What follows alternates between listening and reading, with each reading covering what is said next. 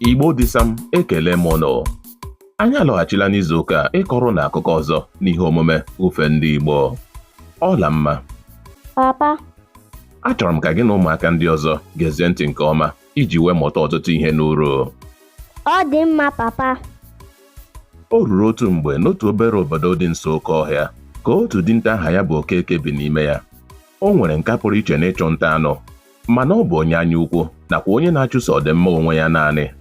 Ọ naghị enyetụ mmadụ ọbụla nta ọbụla ọ chọtara, ọ bụghịdị nye ndị ezinụlọ ya ma ọ bụ ndị enyi ya.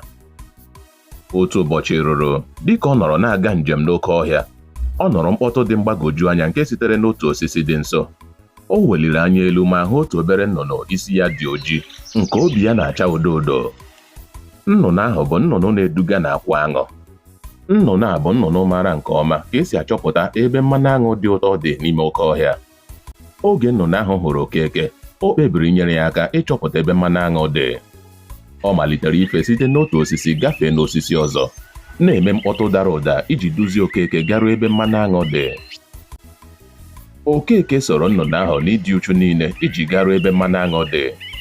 N'oge na-adịghị anya, ha rutere n'otu nnukwu osisi nke nwere nnukwu ohere dị n'ogwe ya. N'ime ohere ahụ, e nwere akwa aṅụ nke jupụtara na mmanụ aṅụ. Obi tọrọ Okeke ụtọ nke ukwuu.